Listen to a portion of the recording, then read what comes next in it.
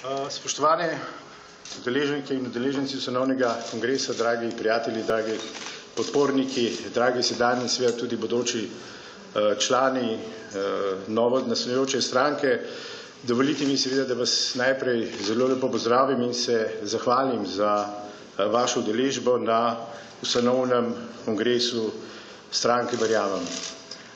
Tako kot običajno, kar sicer je očitno del tudi naše politične kulture, se vedno iščejo tudi neka ozadja, neki botri pri ustanavljanju različnih strank in seveda pri tem tudi sami nismo izjema, lahko pa vam zagotovim seveda, da nas ni nihče ugrabil, da ni nihče ugrabil ne mene, torej ne te bodoče stranke in da torej skupaj danes ustanavljamo stranko ne samo kot neko instant zgodbo za kratek čas, ampak pravzaprav želimo zgraditi stranko za dolgoročno politiko. Ker dejstvo je, da oziroma volitve, ki so pred nami, niso zadnje volitve in seveda za temi volitvami so še naslednje volitve in za naslednjimi so še naslednje volitve.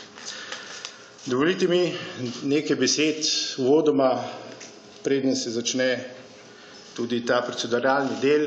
Vse danes smo se zbrali tukaj, kot rečeno, da se registriramo, da se ustanovimo in da dobimo tudi tisto še tako potrebno pravno subjektiviteto v našem političnem prostoru, da lahko začnemo pogovore tudi z drugimi subjekti o možnosti sodelovanja, povezovanja tako pred seveda samimi volitvami, kot tudi po volitvah. Verjamemo v drugačno, seveda vsem dostopno politiko in boljši način upravljanja z državo. Verjamemo torej v skupne cilje, jasno opredeljene in predvsem razvojno in trajnostno naravnane. Verjamemo tudi v vključenost ljudi v proces oblikovanja države za našo skupno prihodnost in seveda verjamemo, da se tudi zato tukaj, ker nas pri tem seveda podpirate. Odločeni smo, da do leta 2025 uveljavimo Slovenijo kot mednarodno priznano blagovno znamko kakovosti življenja, zdravega in čistega okolja, sožitja med mlado in starejšo generacijo, kjer seveda so izobrazba, zdravje, osebno dostojanstvo, varnost, skrb za sočloveka, pravica, seveda in ne privilegij, kjer so pošteno delo, ustvarjalnost, inovativnost, podjetništvo cenjeni ključni temelj prihodnjega razvoja. Pravzaprav si želimo to, kar si želijo mnogi in v kar tudi verjamemo, da Slovenija torej ni samo država, kjer je lepo živeti, ampak kjer je tudi vredno in dostojno delati.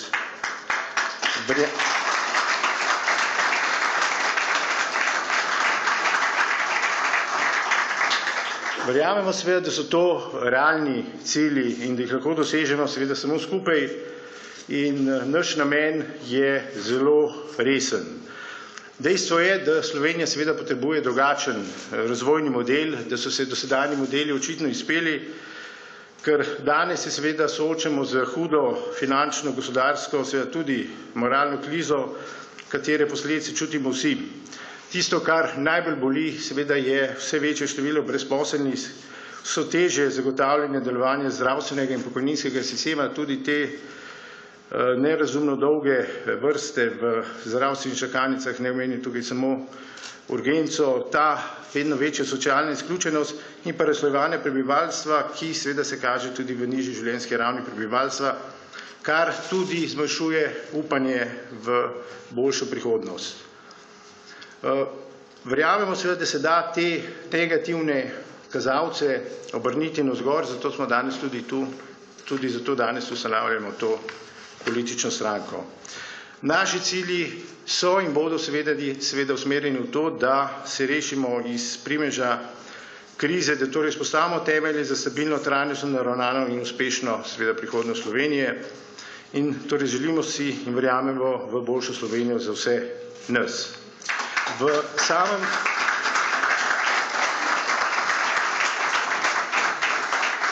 Ker seveda so volitve praktično tik pred vrati, smo za tokratni ustanovni kongres pripravili izhodišča, temelja, programa vzpostavitev Slovenije kot mednarodno priznane blagovne znamke kakovosti življenja, ki pravzaprav temelji na učinkih in medsebojno povezanih ciljno usmerjenih politik, katerih rezultati stremijo k ohraniti čistega in zdravega okolja, naravnih virov, ki zasledujejo družbeni napredek Slovenije. In prepričani se lahko, da tista država, tista sredina, ki bo v prihodnje ohranila, naravne vire, tudi kot veliko in pomembno konkurenčna prednost, tista ima svetlo prihodnost. Naš program seveda ponuja tudi skupni okvir socialnih, naravovarstvenih in pa gospodarskih politik na vseh ravneh. Predvsem program povzema načine oblikovanja in ohranjanja konkurenčnega in uspešnega gospodarstva v Sloveniji, ki bo seveda služilo vsem prebivalcem in ki bo sposobno preživeti ter upoštevati tudi na globalni in tudi na seveda mednarodnih trgih. Tega razvoja in spodbujanja gospodarstva, seveda to se ne zgodi samo po sebi, zato so potrebni konkretni projekti. Zato seveda je tudi naš program sestavljen tako iz tako imenovanih kratkoročnih ukrepov, ki so nujno potrebni tako in zdaj, in pa seveda tistih dolgoročnih, na katerih mora temeljiti vizija Slovenije za nadaljnjih 20 let. Mislim, da čas delanja programov samo za eno mandatno obdobje je absolutno mimo, absolutno neučinkovito in predvsem moramo na tej poti do spremenjenega oblikovanja in delovanja v politiki spremeniti kar nekaj stvari. Predvsem tudi odnos, ki mora biti bolj odgovoren do okolja in naravnih virov, sodelovanje, povezovanje in vključevanje za doseganje skupnih interesov, tudi to, kar smo že dokazali, vzajemnost, medsebojno pomečeno razumevanje, odgovornost odločitev in ravnanje, odgovorno upravljanje z državo in pa spodbudno okolje za razvoj podjetništva, idej, inovacij, dostopnosti, konkurenčnosti in torej izključevanje tisto, kar zdaj vlada, če rečemo monopolov in kartelov, ki pravzaprav novih idej, novih pobud ne spušča v svoje sredine in pa predvsem zaupanje seveda v lastne, če rečem kadre, v tisto, kar imamo doma in na ta način, ne bom rekel preprečiti, ampak zmanjšati interes tega bega možganov v tujino. Verjamemo seveda,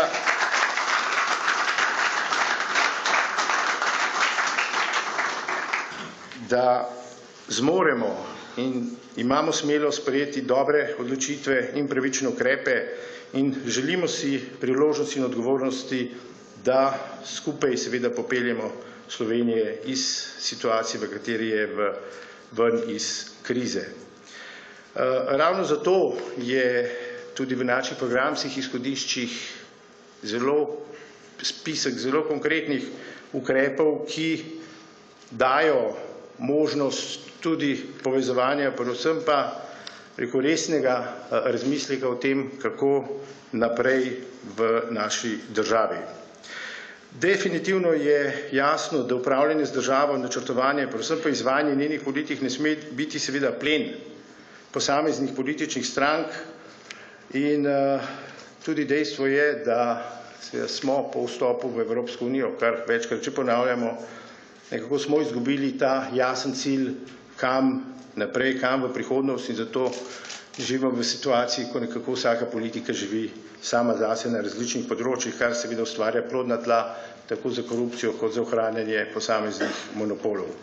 Zato seveda moramo vse napore in prizadevanje v prihodnjem obdobju usmeriti v izboljševanje kakovosti življenja, ohranitve tistega, kar imamo, torej naših konkurenčnih prednosti tudi v Sloveniji sami, v njenih naravnih danostih, ki so, bom rekel, edinstvene in torej tudi uporabi tega za splošni družbeni napredek. Slovenijo seveda moramo začeti čutiti, živeti z njo in biti na njo ponosni. In seveda šele, ko bomo ponosni nase in na svoje dosežke, nas bodo začeli ceniti seveda tudi drugi.